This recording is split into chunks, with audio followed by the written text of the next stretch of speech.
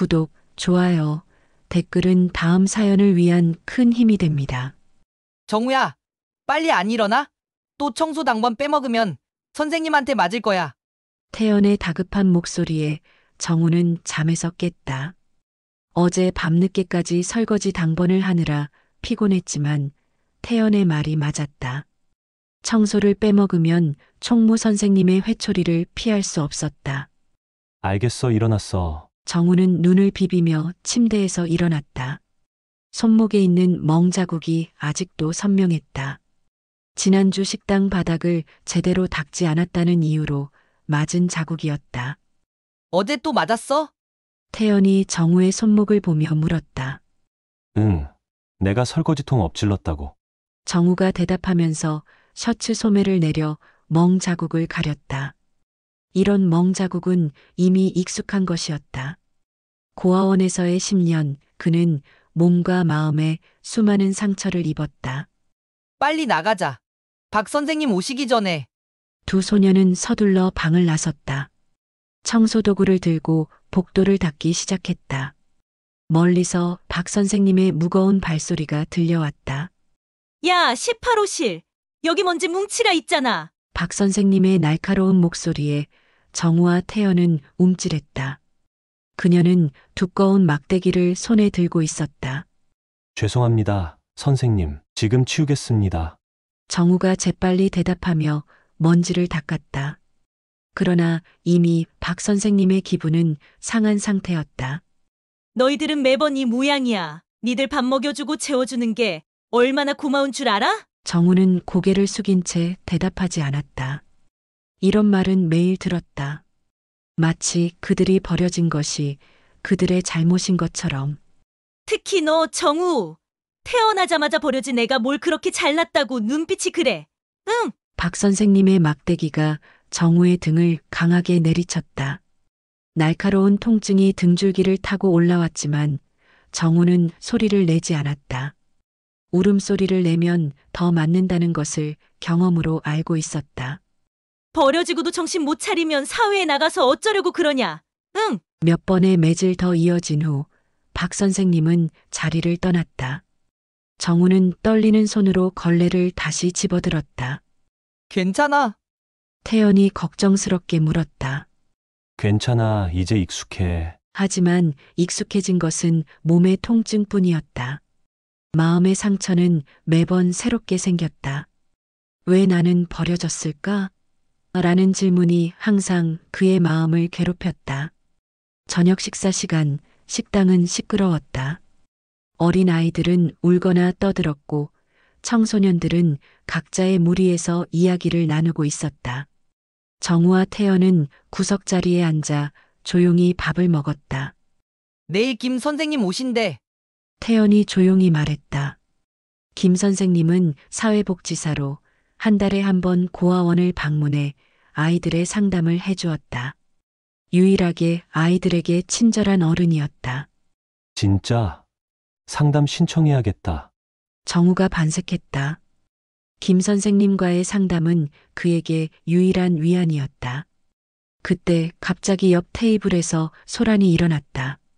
새로운 아이가 밥을 엎질렀고 당번이었던 고학년 아이가 그를 때리고 있었다. 야, 이것 봐라. 밥 다 엎질러 놨잖아. 내가 다 치워야겠네, 새끼야. 어린아이는 겁에 질려 울기 시작했다. 정우는 자리에서 일어나 그들 사이에 끼어들었다. 그만해, 내가 치울게. 뭐? 내가 왜 끼어들어? 정우? 그냥 내가 치우면 되잖아. 이제 막 온 아인데. 고학년 아이는 정우를 노려보다가 자리를 떠났다. 정우는 바닥에 떨어진 밥을 닦기 시작했다. 고마워요. 새로운 아이가 떨리는 목소리로 말했다. 괜찮아, 난. 정우야, 넌? 민수요. 민수야, 여기서는 조심해야 해. 특히 박 선생님이랑 고학년들, 무슨 일 있으면 나한테 와. 민수가 고개를 끄덕였다. 정우는 그 아이의 모습에서 자신의 어린 시절을 보는 것 같았다. 겁에 질린 눈빛, 불안한 표정. 자신도 처음 이곳에 왔을 때 그랬을 것이다. 밤 기숙사 방에서 정우는 창밖을 바라보고 있었다. 정우야, 자니? 태연의 목소리가 어둠 속에서 들려왔다. 아니, 아직. 넌 내 부모님에 대해 생각해 본 적 있어? 정우는 잠시 침묵했다. 그 질문은 항상 그의 마음 한켠에 자리 잡고 있었다. 매일 생각해. 어떤 사람일까? 모르지 아마 날 정말 싫어했나 봐. 태연이 침대에서 일어나 정우의 침대 끝에 앉았다. 그건 아닐 수도 있어. 나 들은 이야기 있는데, 그래? 뭔데? 김 선생님이 상담 때 그러시던데, 부모가 아이를 포기하는 건 대부분 경제적인 이유래. 너무 가난해서, 아니면 이혼모라서 사회적 압박을 견디지 못하거나. 정우는 목걸이를 만지작거렸다. 그가 고아원에 맡겨질 때 유일하게 가지고 있던 물건이었다. 작은 나무 조각에는 정이라는 글자가 새겨져 있었다. 이것 말고는 단서가 없어. 그리고 찾는다고 해서 뭐가 달라질까? 적어도 이유는 알 수 있지 않을까? 정우는 생각에 잠겼다. 태어나자마자 버려진 자신, 부모의 얼굴도 이름도 모르는 자신. 하지만 어딘가에는 분명 자신을 낳은 사람들이 있을 것이다. 그들을 찾을 수 있을까? 찾는다면 무슨 말을 해야 할까? 난 미워. 날 버린 사람들이. 정우의 목소리가 떨렸다. 그래도 한 번은 만나보고 싶어. 왜 그랬는지 물어보고 싶어. 태연이 정우의 어깨를 토닥였다. 언젠가 찾을 수 있을 거야. 우리가 곧 18이니까 고아원 기록도 볼 수 있을 거고. 정우는 고개를 끄덕였다. 성인이 되면 자신의 기록을 열람할 권리가 생긴다. 그때 더 많은 정보를 얻을 수 있을지도 모른다. 다음 날 김 선생님과의 상담 시간이었다. 정우는 조심스럽게 상담실 문을 열었다. 안녕, 정우야, 오랜만이네. 김 선생님이 따뜻한 미소로 정우를 맞이했다. 선생님 안녕하세요. 어떻게 지냈어? 학교는? 괜찮아요. 그런데 제 부모님에 대해 물어봐도 될까요? 김 선생님의 표정이 조금 굳어졌다. 물론이지. 무엇이 궁금한데? 제가 어떻게 여기 오게 됐는지 더 자세히 알고 싶어요. 김 선생님은 잠시 생각하더니 서류철을 꺼냈다. 정우야, 너의 기록은 많지 않아. 17년 전 겨울, 고아원 문 앞에 바구니에 담겨 있었어. 따뜻한 담요에 쌓여 있었고, 그 목걸이와 함께 작은 쪽지가 있었지. 쪽지요? 뭐라고 적혀 있었나요? 미안하다. 지켜주지 못해서. 이렇게만 적혀 있었어. 정우의 가슴이 뭉클해졌다. 적어도 완전히 무관심하게 버려진 것은 아니었다. 그 목걸이 단서가 될 수 있을까요? 가능성은 있어. 정이라는 글자는 아마도 성이거나 이름의 일부일 수도 있고, 어떻게 하면 더 알 수 있을까요? 18이 되면 내 기록을 정식으로 열람할 수 있어. 그리고 입양정보센터에서 도움을 받을 수도 있고. 하지만 정우야, 김 선생님이 잠시 말을 멈추었다.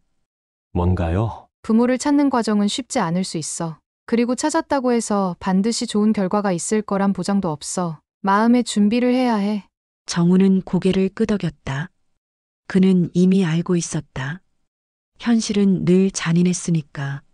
준비할게요. 그래도 알고 싶어요. 김 선생님이 정우의 손을 잡았다.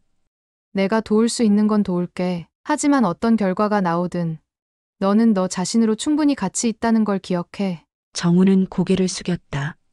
눈물이 차오르는 것을 참으려 했지만 한두 방울이 뺨을 타고 흘러내렸다. 왜 저를 버렸을까요? 김 선생님은 한숨을 쉬었다. 사람들이 아이를 포기하는 이유는 다양해. 대부분은 경제적인 문제, 나이가 너무 어리거나 미혼모여서 사회적 압박을 견디지 못하거나. 하지만 정우야, 그건 내 잘못이 아니야. 그날 밤 정우는 오랜만에 꿈을 꾸었다.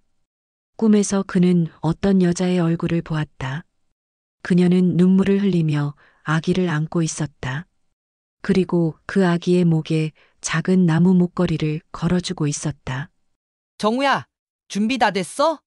태연이 정우의 짐을 보며 물었다. 오늘은 정우의 18번째 생일이자 고아원을 떠나는 날이었다. 응, 다 됐어. 사실 정우의 짐은 많지 않았다. 몇 벌의 옷, 중고책 몇 권, 그리고 목걸이. 고아원에서의 10년은 그에게 많은 것을 남기지 않았다. 작별 인사는 했어? 응, 민수랑 다른 애들한테. 박 선생님한테는 뭐, 굳이 인사할 필요 없잖아. 태연이 쓴웃음을 지었다. 그래도 김 선생님한테는 인사해야지. 응, 지금 같이 가자. 정우는 상담실로 향했다. 김 선생님은 책상에서 서류 작업을 하고 있었다. 선생님, 저 떠납니다. 김 선생님이 안경을 벗고 정우를 바라보았다.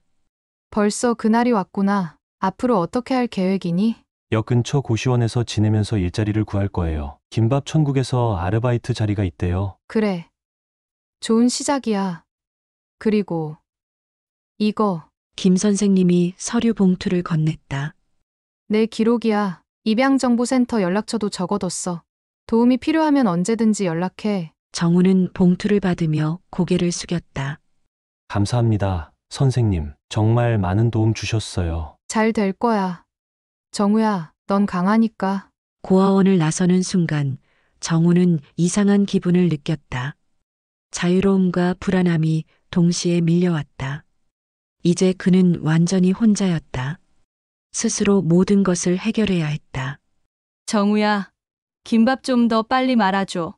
손님 기다리고 계셔. 김밥 천국 사장님의 다급한 목소리에 정우는 손을 더 빨리 움직였다. 일을 시작한 지 한 달, 아직 김밥 많은 속도가 느렸다. 죄송합니다, 사장님. 겨우 김밥을 완성해 카운터에 올려놓았다. 사장님은 한숨을 쉬며 손님에게 가져다 주었다. 정우야, 너 오늘 몇 시까지 할 수 있어? 원하시는 시간까지 할 수 있습니다. 저녁 장사까지 도와주면 좋겠는데 할 수 있겠어? 네, 괜찮습니다. 정우는 기꺼이 대답했다. 더 많은 시간을 일하면 더 많은 돈을 벌 수 있었고 그는 지금 모든 돈이 필요했다. 고시원비, 식비, 그리고 부모를 찾기 위한 비용. 저녁 장사를 마치고 가게 청소를 하던 중 정우는 테이블에 앉아 있는 가족을 보았다. 부모와 두 아이, 화목해 보이는 가족이었다. 아빠, 이번 주말에 영화 보러 가기로 했잖아요. 잊지 않으셨죠? 딸아이가 아버지에게 물었다. 그럼 약속은 약속이지. 토요일 오후에 가자. 아버지가 딸의 머리를 쓰다듬었다. 정우는 잠시 걸레질을 멈추고 그들을 바라보았다. 저런 게 가족이구나. 저런 대화를 나눌 수 있는 관계. 그에게는 한 번도 없었던 경험이었다. 정우야, 다 했으면 이제 가봐. 수고했어. 사장님의 말에 정우는 정신을 차렸다. 네, 감사합니다. 내일 뵙겠습니다. 밤 10시 정우는 작은 고시원 방으로 돌아왔다. 2평 남짓한 공간, 침대와 책상이 전부인 방이었지만 그에게는 처음으로 가진 자기 공간이었다. 책상에 앉아 김 선생님이 준 서류 봉투를 열었다. 그 안에는 그가 고아원에 맡겨졌을 때의 기록, 건강 기록, 그리고 입양정보센터 연락처가 있었다. 서류를 유심히 살펴보았지만 이미 알고 있는 내용 외에 새로운 정보는 없었다. 다만 쪽지 원본의 사진이 있었다. 미안하다. 지켜주지 못해서. 누군가의 급하게 쓴 글씨체였다. 정우는 목걸이를 바라보았다. 정이라는 글자. 이것이 성일까? 아니면 이름의 일부일까? 어쩌면 이 단서로 부모를 찾을 수 있을지도 모른다. 다음 날 퇴근 후 정우는 입양정보센터를 찾아갔다. 센터는 생각보다 작고 조용했다. 안녕하세요. 무엇을 도와드릴까요? 상담원이 반갑게 맞이했다. 안녕하세요. 저 부모님을 찾고 싶어서 왔습니다. 네, 자리에 앉으시죠. 기본 정보부터 알려주시겠어요? 정우는 자신의 이름, 생년월일, 고아원 이름을 알려주었다. 그리고 목걸이와 쪽지 사진을 보여주었다. 이게 제가 가진 유일한 단서입니다. 상담원은 자료를 살펴보더니 고개를 끄덕였다. 도움이 될 수 있을 것 같습니다. 하지만 솔직히 말씀드리면 이런 경우 부모를 찾기가 쉽지 않아요. 특히 17년이 지났으니. 알고 있습니다. 그래도 시도해보고 싶어요. 네, 이해합니다. DNA 데이터베이스 검색도 가능합니다. 혹시 부모님이 DNA를 등록해 두셨을 수도 있으니까요. 정우는 DNA 검사에 동의했다. 그리고 몇 가지 서류를 작성했다. 결과가 나오는데 몇 주 정도 걸립니다. 그동안 다른 방법으로도 찾아볼게요. 혹시 더 질문 있으신가요? 만약 찾게 된다면 그 다음에는 어떻게 되나요? 상담원의 표정이 진지해졌다.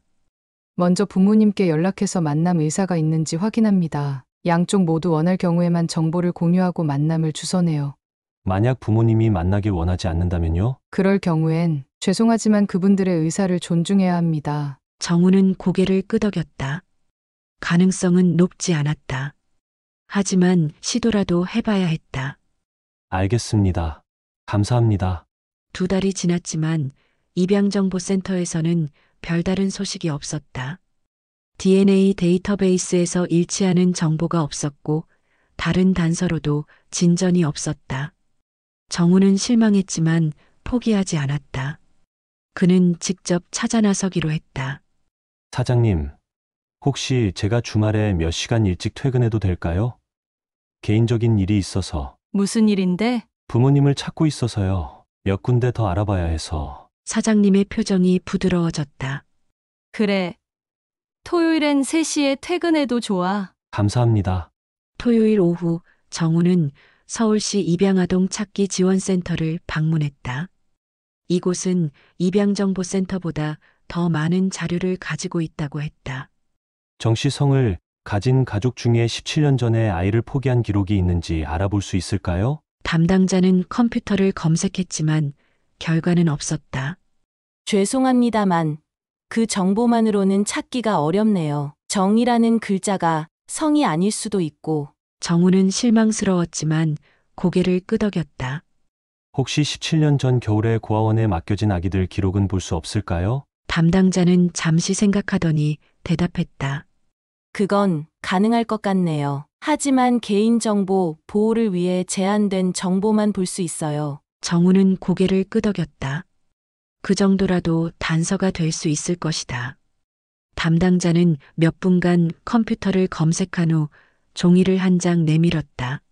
17년 전 겨울 맡겨진 시기를 기준으로 전후 3개월 동안 맡겨진 아기들이에요. 개인 식별 정보는 제외했습니다. 정우는 종이를 살펴보았다. 총 12명의 아기가 그 기간에 맡겨졌고 각각의 간략한 상황 설명이 적혀 있었다. 그중 하나가 그의 시선을 사로잡았다. 아기 남아, 생후 2주, 나무 목걸이 소지, 부모는 아버지 교통사고, 부상, 어머니 중병 입원 중. 정우의 심장이 빠르게 뛰었다. 이것은 분명 그를 가리키는 것 같았다. 이 아기에 대해 더 자세한 정보를 알 수 있을까요? 담당자는 망설였다. 법적으로 직접적인 개인정보는 알려드릴 수 없어요. 하지만 이 아이의 케이스를 담당했던 사회복지사 이름은 알려드릴 수 있어요. 김미숙 선생님이셨네요. 정우는 그 이름을 적었다. 그리고 고아원에서 자신을 담당했던 김 선생님에게 전화를 걸었다. 김 선생님, 저 정우예요. 혹시 김미숙이라는 사회복지사 선생님 아시나요? 김미숙. 아, 그분은 내 대학 선배야. 지금은 서울대학교 병원에서 의료사회복지사로 일하고 있어. 정우는 희망을 느꼈다. 또 다른 단서를 찾은 것이다. 혹시 연락처 알 수 있을까요? 물론이지. 하지만 정우야, 왜 그분을 찾는 거니? 제 부모님을 찾고 있어요. 그분이 제 케이스를 담당하셨대요. 김 선생님은 잠시 침묵했다가 말했다. 알겠어. 연락처를 보내줄게. 행운을 빌어. 다음 날 정우는 서울대학교 병원을 찾았다. 김미숙 선생님은 50대 중반의 단정한 여성이었다. 정군이 전화했던 청년이군요.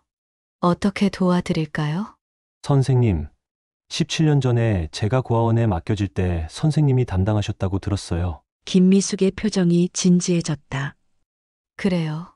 기억이 나는군요. 나무 목걸이를 한 남자아이 맞죠? 정우의 눈이 커졌다. 맞아요. 저에 대해 기억하시나요? 그 사례는 특별했어요. 부모님이 너무 어려운 상황이었거든요. 제 부모님에 대해 알려주실 수 있나요? 김미숙은 고개를 저었다. 직접적인 정보는 알려드릴 수 없어요. 하지만 한 가지 도움은 드릴 수 있겠네요. 그녀는 서랍에서 오래된 파일을 꺼냈다. 당시 정우군 아버지가 입원했던 병원 기록이에요. 대형 건설 현장 사고였고 많은 노동자들이 다쳤었죠? 그녀는 종이에 뭔가를 적었다. 이건 사고가 났던 건설 현장이에요. 아마 그곳에서 일했던 사람들이 아버지에 대해 알고 있을지도 몰라요. 정우는 깊이 고개를 숙였다. 정말 감사합니다. 정우는 도서관에서 17년 전 신문 기사를 찾아보았다. 그리고 마침내 관련 기사를 발견했다. 영남 건설 현장 붕괴, 3명 사망, 15명 부상. 기사에는 사고로 중상을 입은 노동자들의 명단이 있었다. 그중 정성준 28세, 중상이라는 이름이 눈에 띄었다. 정이라는 성씨, 나이도 적당했다.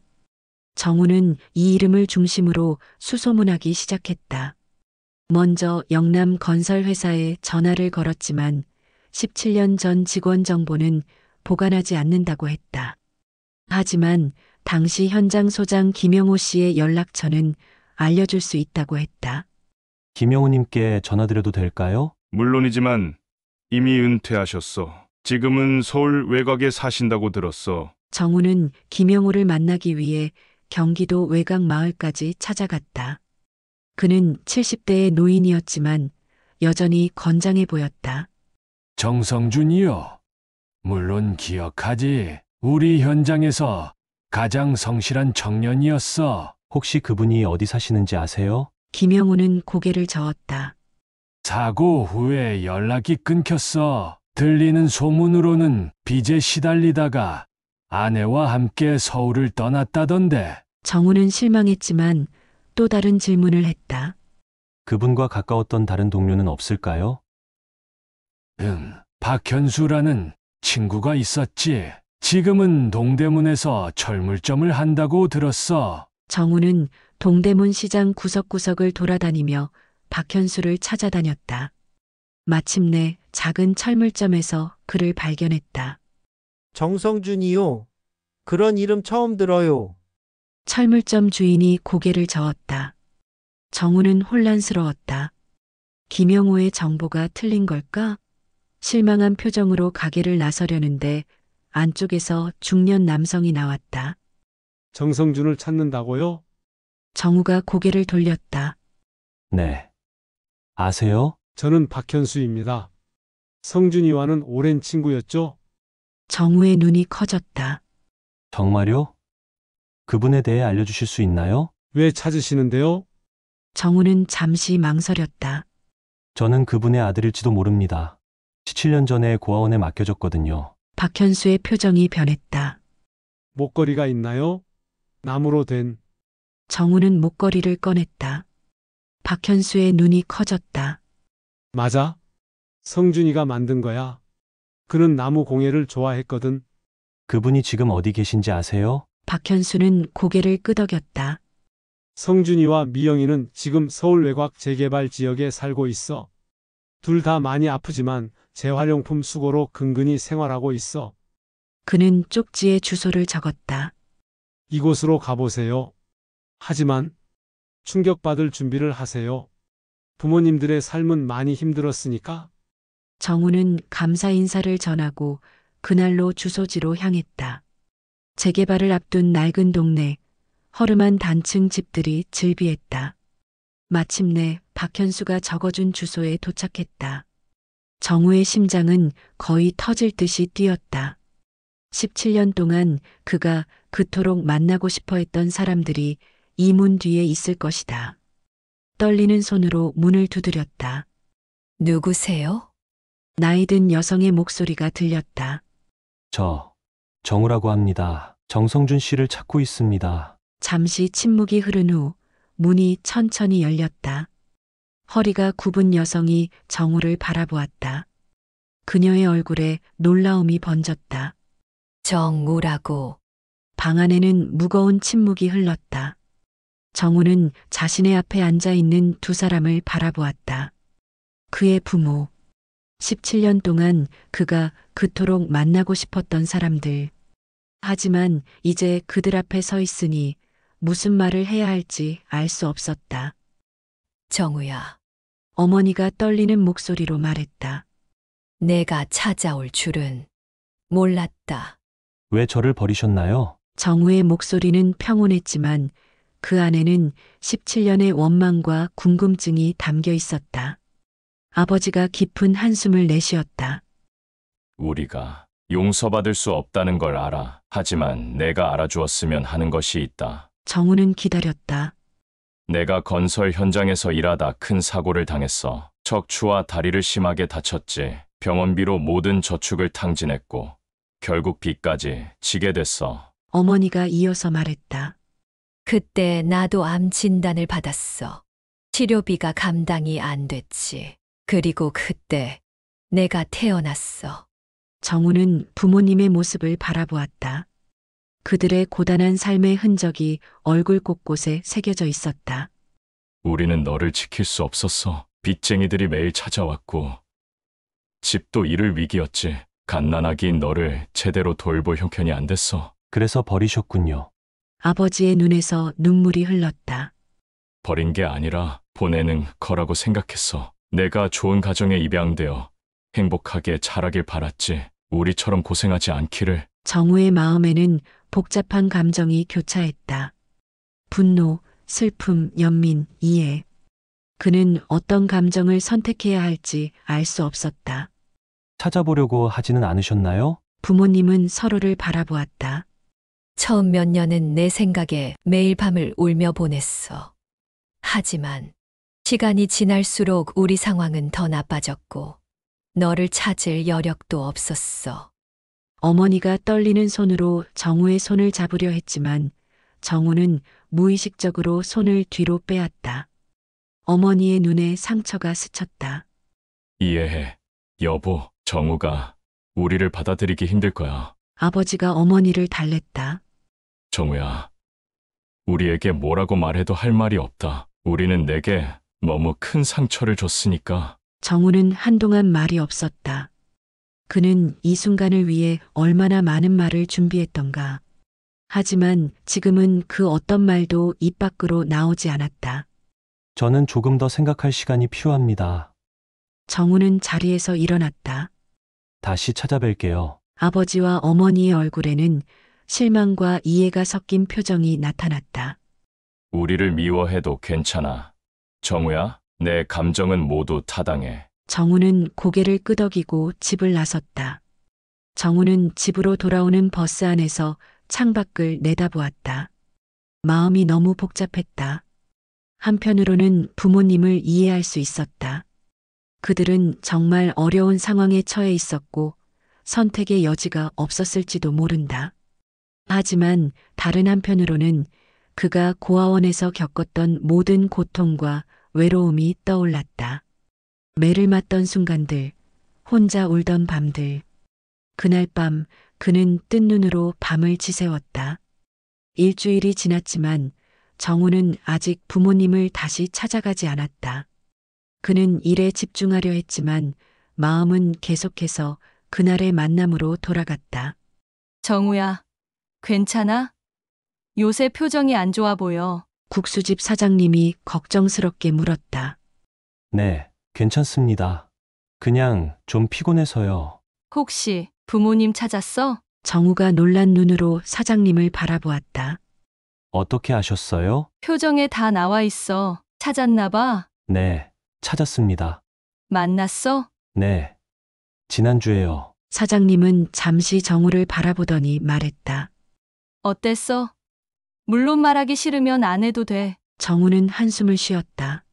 복잡해요. 생각했던 것보다 상황이 많이 달랐어요. 제 부모님은 지금 아주 어렵게 살고 계세요. 재활용품 줍는 일을 하시면서. 사장님의 눈이 커졌다. 그랬구나. 그럼 앞으로 어떻게 할 거야? 아직 모르겠어요. 한편으론 이해가 가지만 다른 한편으론. 화가 나고 서운하지? 정우는 고개를 끄덕였다. 자연스러운 감정이야. 하지만 정우야, 한 가지 말해도 될까? 인생은 때로 우리가 선택할 수 없는 상황을 강요해. 아마 내 부모님에게도 그런 순간이 있었던 거겠지. 그들을 용서하라는 건 아니야. 다만 모든 일에는 우리가 모르는 사정이 있다는 걸 기억했으면 해. 사장님의 말이 정우의 마음에 깊이 새겨졌다. 그날 저녁 정우는 태연에게 전화를 걸었다. 태연아, 부모님 찾았어. 정말 어떻게 됐어? 정우는 지난 일주일간의 일들을 모두 털어놓았다. 부모님을 만난 것, 그들의 이야기, 그리고 자신의 복잡한 감정까지. 그래서 어떻게 할 거야? 태연이 물었다. 아직 모르겠어. 넌 어떻게 생각해? 나라면 일단 다시 만나볼 것 같아. 17년 동안 기다렸는데 이제 와서 그냥 끝내기는 아쉽잖아. 태연의 말이 맞았다. 정우는 너무 오랫동안 이 순간을 기다려왔다. 그냥 포기하기에는 너무 많은 것을 투자했다. 그래, 내 말이 맞아. 이번 주말에 다시 찾아갈게. 전화를 끊고 난 후 정우는 결심했다. 그는 부모님을 다시 만나볼 것이다. 아직 많은 질문이 남아있고 아직 풀지 못한 감정도 있다. 하지만 적어도 한 번 더 기회를 줄 것이다. 주말, 정우는 다시 부모님의 집을 찾았다. 떨리는 마음으로 문을 두드렸다. 누구세요? 어머니의 목소리가 들렸다. 저 정우입니다. 문이 급하게 열렸다. 어머니의 눈에는 놀라움과 기쁨이 함께 있었다. 정우야, 들어오려. 집 안으로 들어가자 아버지가 침대에 누워 있었다. 그의 얼굴은 지난번보다 더 창백해 보였다. 정우야, 왔구나. 아버지가 힘없는 목소리로 말했다. 네, 다시 뵈러 왔습니다. 정우는 조심스럽게 아버지 옆에 앉았다. 오늘은 더 이야기를 듣고 싶어서 왔어요. 부모님은 서로를 바라보았다. 물론이지. 뭐든지 물어봐. 정우는 준비해온 질문들을 하나씩 했다. 부모님이 어떻게 만났는지, 자신이 태어났을 때 어땠는지, 왜 하필 고아원 앞에 두었는지 등등. 부모님은 최대한 솔직하게 대답했다. 대화가 진행될수록 정우는 부모님의 상황이 얼마나 절망적이었는지 더 깊이 이해하게 되었다. 그들은 단순히 책임을 회피하려 한 것이 아니었다. 정말로 다른 선택지가 없었던 것이다. 정우야, 내가 태어났을 때가 우리 인생에서 가장 행복한 순간이었어. 어머니가 떨리는 목소리로 말했다. 하지만 동시에 가장 괴로운 순간이기도 했지. 우리가 너에게 줄 수 있는 것이 아무것도 없었으니까. 정우의 눈에 눈물이 고였다. 그래도 버릴 필요까지 있었나요? 아버지가 천천히 고개를 저었다. 우리가 널 키웠다면 너는 이렇게 건강하고 똑똑한 청년이 되지 못했을 거야. 우리는 당시 하루하루 먹을 것도 걱정해야 했고 집도 없었어. 빚쟁이들에게 쫓기며 살았지. 정우는 잠시 생각에 잠겼다. 자신이 부모님과 함께 자랐다면 어땠을까? 고아원의 폭력과 외로움은 없었을지 모르지만 그 대신 가난과 질병의 고통이 있었을 것이다. 저는 이해하려고 노력할게요. 정우의 말에 부모님의 눈에 희망이 피어났다. 그 말만으로도 우리에겐 너무 큰 선물이야, 정우야. 그날 정우는 부모님과 오랜 시간 이야기를 나눴다. 그들의 삶, 그의 어린 시절, 그리고 미래에 대해. 처음으로 그는 부모님을 인간으로 보기 시작했다. 완벽하지 않고 실수도 하지만 그래도 최선을 다했던 사람들로. 집을 나서며 정우는 결심했다. 그는 부모님을 용서할 것이다. 완전히는 아닐지라도 적어도 이해하려는 노력은 할 것이다. 그리고 앞으로 계속 만남을 이어갈 것이다. 몇 주가 지나고 정우는 규칙적으로 부모님을 방문하기 시작했다. 일주일에 한 번씩 그는 일을 마치고 부모님의 집을 찾았다. 처음에는 어색했지만 점차 대화가 자연스러워졌다. 정우야, 너 요새 어디서 일하는 거니? 어머니가 물었다. 김밥집이요. 배달도 하고 주방일도 해요. 힘들진 않니? 괜찮아요. 사장님이 좋으세요. 아버지는 언제나 정우의 이야기를 열심히 들었다. 비록 말은 적었지만 그의 눈빛에는 자랑스러움이 담겨 있었다. 한 달이 지나자 정우는 부모님의 생활 환경이 얼마나 열악한지 더 명확히 알게 되었다. 집은 습기가 많고 추웠으며 제대로 된 난방도 없었다. 아버지의 건강은 점점 나빠지고 있었고 어머니도 항상 피곤해 보였다. 어머니, 아버지의 건강은 어떠세요? 많이 안 좋아졌어. 요새는 병원에 갈 돈도 없었어. 정우는 마음이 무거워졌다. 그는 자신의 월급이 얼마 안 되는 것을 알았지만 그래도 부모님을 도와야겠다고 생각했다. 다음 방문 때 정우는 작은 봉투를 가져갔다. 그 안에는 그가 한 달 동안 아껴 모은 돈이 들어 있었다. 이거 병원비에 쓰세요. 부모님은 놀란 표정으로 봉투를 바라보았다. 정우야, 이게 뭐니? 그냥 제가 조금이라도 도와드리고 싶어서요. 아버지가 고개를 저었다. 안 돼. 정우야, 우리가 너한테 받을 자격이 없어. 자격이 아니라 제가 드리고 싶어서 드리는 거예요. 어머니의 눈에 눈물이 고였다. 정우야, 이런 아들을 둔 우리가 복이 많은 거구나. 정우는 부모님이 결국 돈을 받아들이도록 설득했다. 그리고 그날부터 그는 매달 월급의 일부를 부모님께 드리기로 결심했다. 그러나 상황은 쉽게 나아지지 않았다. 아버지의 건강은 계속 악화되었고 어머니도 힘들어했다. 정우는 더 많은 돈을 벌어야 한다는 압박감을 느꼈다. 어느 날 사장님이 정우를 불렀다. 정우야, 내 친구가 중소기업 인사팀에서 일하는데 직원을 구한대. 관심 있어? 정우의 눈이 커졌다. 정말요? 어떤 일인가요? 사무직이야. 고졸도 지원 가능하대. 월급도 지금보다 많이 받을 거고. 정우는 망설임 없이 지원서를 냈다. 일주일 후 면접 기회를 얻었고 다행히 합격했다. 정우야, 축하해. 이제 사회인이 되는구나. 사장님이 기뻐했다.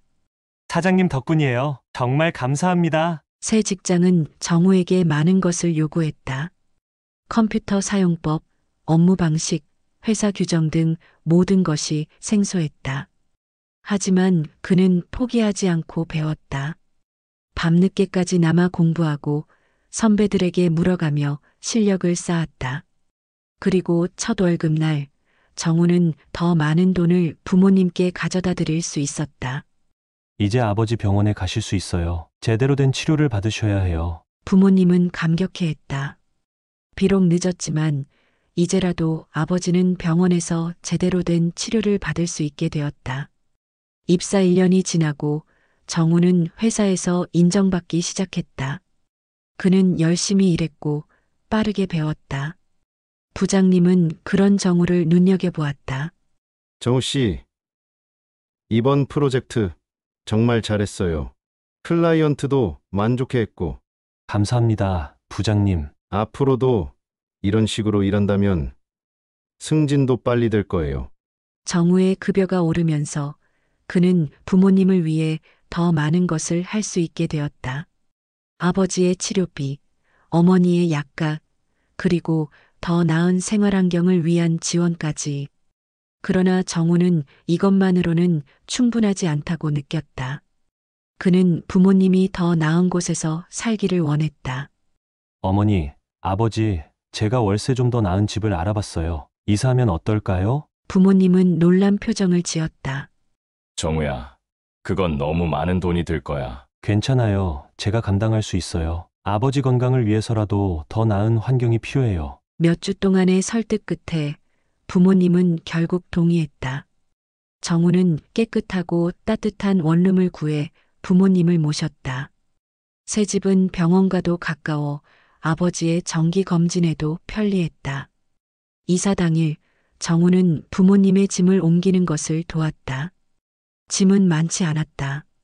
몇 벌의 옷, 간단한 살림살이, 그리고 오래된 사진 몇 장이 전부였다. 이게 뭐예요? 정우가 오래된 사진첩을 발견했다. 아, 그건 우리 가족 사진이야. 어머니가 조심스럽게 사진첩을 열었다. 그 안에는 젊은 시절의 부모님 사진이 있었다. 결혼식 사진, 새집에서 찍은 사진, 그리고 임신한 어머니의 사진. 이게 저인가요? 그래. 내가 태어나기 2달 전이야. 그때만 해도 우리는 행복했지. 정우는 사진을 유심히 보았다. 환하게 웃고 있는 젊은 부부의 모습. 그들의 눈에는 희망과 기대가 가득했다. 하지만 운명은 그들에게 가혹했다. 새집에서의 생활은 부모님에게 큰 변화를 가져왔다. 깨끗한 환경, 제대로 된 난방, 그리고 정기적인 병원 치료 덕분에 아버지의 건강이 조금씩 나아지기 시작했다. 어머니도 더 이상 재활용품을 주우러 다니지 않아도 되었다. 그러나 정우는 여전히 고민이 있었다. 그는 부모님과 함께 살고 싶었지만 아직은 그럴 만한 경제력이 없었다. 하지만 그는 포기하지 않고 더 열심히 일했다. 입사 2년 차 정우는 드디어 승진했다. 주임에서 대리로 급여도 상당히 올랐다. 정우야, 승진 축하한다. 태연이 축하 전화를 했다. 고마워 태연아, 너는 어떻게 지내? 나? 대학 다니면서 아르바이트 하는 중이야. 그나저나 부모님과는 어떻게 지내? 많이 나아졌어. 처음엔 어색했지만 이제는 꽤 편해졌어. 정말 다행이다. 넌 항상 강했으니까. 그런 상황에서도 부모님을 받아들이고 도울 수 있는 거겠지. 정우는 웃었다. 그는 자신이 강하다고 생각해 본 적이 없었다. 그저 살아남기 위해 노력했을 뿐이다. 태연아, 나 곧 부모님이랑 같이 살 계획이야. 정말? 대단하다. 정우야. 정우는 더 큰 집을 알아보기 시작했다. 부모님과 함께 살 수 있는, 그리고 아버지의 건강에도 좋은 환경의 집. 마침내 그는 적당한 아파트를 발견했다. 입주날 정우는 부모님을 새 집으로 모셨다. 작지만 깨끗한 2층 아파트였다. 정우야, 이게 다 내 덕분이구나. 아버지가 떨리는 목소리로 말했다. 아니에요. 그냥 제가 할 수 있는 일을 한 것뿐이에요. 우리 같은 부모를 둔 내가 이렇게 훌륭하게 자라다니 정말 자랑스럽다. 정우의 눈에 눈물이 고였다. 그는 이제야 진정한 가족의 의미를 느끼고 있었다. 가족은 완벽할 필요가 없었다. 실수를 하고 상처를 주기도 하지만 그래도 서로를 사랑하고 이해하려 노력하는 것. 그것이 가족이었다. 함께 살기 시작한 지 몇 달이 지나자 정우와 부모님 사이의 관계는 더욱 깊어졌다. 함께 식사하고 이야기를 나누고 서로의 하루를 공유하는 일상이 자연스러워졌다. 정우야, 오늘 회사는 어땠니? 저녁 식사 시간 어머니가 물었다. 괜찮았어요. 새 프로젝트가 시작돼서 바빠질 것 같아요. 너무 무리하지 마. 건강이 제일이야. 정우는 미소 지었다. 이렇게 자신을 걱정해주는 부모님의 모습이 이제는 낯설지 않았다. 입사 3년 차 정우는 또 한 번 승진했다. 이제 그는 팀장이 되었고 급여도 상당히 높아졌다. 경제적인 안정을 찾게 된 것이다. 정우야, 내가 이렇게 성공할 줄 누가 알았겠니? 아버지가 자랑스럽게 말했다. 아직 멀었어요. 아버지, 더 열심히 할 거예요. 넌 이미 충분히 많은 것을 이루었다. 이제는 내 삶도 좀 즐겨야 해. 정우는 고개를 끄덕였다. 사실 그는 지난 몇 년간 자신의 삶보다 부모님을 위한 삶을 살았다. 하지만 그것이 그에게는 보람이었다. 아버지, 어머니, 제가 물어보고 싶은 게 있어요. 뭐니, 정우야? 저를 정말로 사랑하셨나요? 부모님의 얼굴에 슬픔이 스쳤다. 물론이지, 정우야. 우리는 널 너무나 사랑했어. 지금도 사랑해. 그럼 왜? 왜 널 포기했냐고. 그건 사랑했기 때문이야. 우리가 널 지킬 수 없다는 걸 알았기 때문에, 더 나은 삶을 살게 해주고 싶었기 때문에.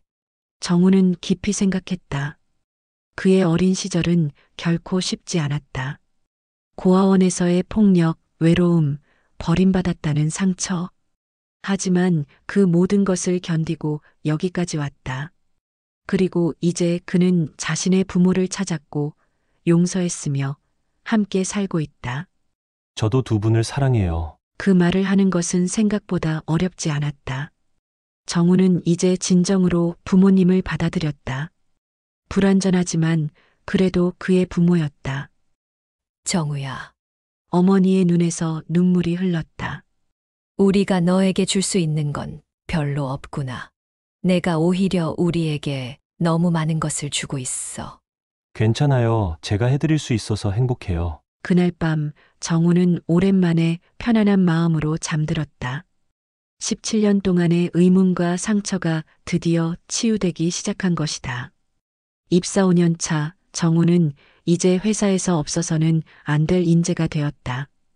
그의 승진 속도는 회사 내에서도 유례없이 빨랐다. 하지만 그에게 더 중요한 것은 가족이었다. 아버지의 건강은 많이 호전되었고 이제는 짧은 산책도 가능해졌다. 어머니도 더 이상 질병에 시달리지 않았다. 정우는 그들에게 가능한 최고의 의료 서비스를 제공했다. 정우야, 우리 때문에 내가 연애도 못하는 거 아니니? 어느 저녁 어머니가 걱정스럽게 물었다. 아니에요. 어머니, 아직 때가 아닌 것 같아서요. 하지만 내 나이가 벌써 25이잖아. 좋은 사람 만나서 행복하게 살았으면 좋겠구나. 정우는 미소 지었다. 어머니의 걱정이 따뜻하게 느껴졌다. 걱정 마세요. 때가 되면 좋은 사람 만날 거예요. 사실 정우에게는 지금 이 가족의 시간이 가장 소중했다. 17년 동안 그토록 그리워했던 가족의 품을 이제야 느끼고 있었다. 그는 이 시간을 충분히 즐기고 싶었다. 정우야, 아버지가 조용히 불렀다. 네, 아버지. 내가 우리를 찾아온 그날 사실 난 두려웠단다. 두려우셨어요? 그래, 내가 우리를 미워할까봐, 용서하지 않을까봐. 정우는 아버지의 손을 잡았다. 저도 두려웠어요. 당신들이 어떤 사람들일지, 왜 저를 버렸는지. 하지만 넌 우리를 용서해줬지. 네, 용서했어요. 그리고 이제는 이해해요. 아버지의 눈에 눈물이 고였다. 우리가 이런 아들을 두다니 정말 복이 많은 거구나. 정우는 미소 지었다. 그는 이제 진정한 가족을 찾았다. 17년의 공백이 있었지만 그래도 그들은 이제 함께였다. 그리고 앞으로도 계속 함께할 것이다. 아버지, 어머니, 저는 행복해요. 두 분을 찾아서 함께 살게 되어서. 부모님은 눈물을 흘리며 정우를 끌어안았다. 그들의 품은 따뜻했고 정우는 처음으로 진정한 가족의 품을 느꼈다. 그날 밤 정우는 창밖의 별을 바라보며 생각했다. 인생은 예상치 못한 방향으로 흘러가기도 한다. 하지만 중요한 것은 우리가 그 흐름 속에서 어떤 선택을 하느냐는 것이다. 정우는 용서를 선택했고 이해를 선택했으며 사랑을 선택했다. 그리고 그 선택들이 모여 지금의 그를 만들었다. 고마워요, 인생. 정우는 마음속으로 속삭였다. 고통스러웠던 과거에도, 현재의 행복에도, 그리고 앞으로 올 미래에도